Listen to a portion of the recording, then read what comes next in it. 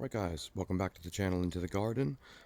Just a quick one today, really just having a look at highlighting the fact of sort of water needs for plants. Now it may seem sort of a simple concept, but for example guys, at the moment we've got sort of a light rain, light drizzle going on in the garden. Now everything that is exposed does seem to be sort of damp and getting a little bit of moisture in this with this kind of light rain. Now one thing to bear in mind is when you have an overhead canopy, that here, if you can see, this is wet, this is dry. It hasn't actually gotten any moisture down to the bottom of the tree. So for example, like this tree fern here, little baby Dixonia antarctica, you can think that you're getting lots of water to these plants just due to the fact you look outside and it's raining, but in actuality, some of the plants, because of the canopy, may not be getting any water at all.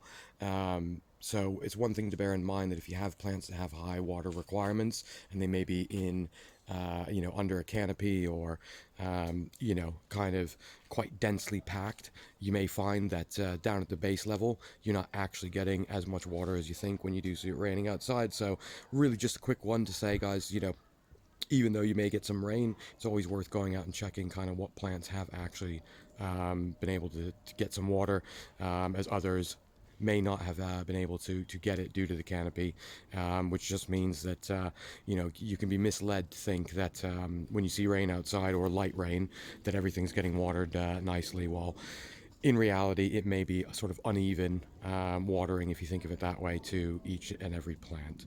But of course, thanks for watching. Of course, subscribe and we'll see you in the next one.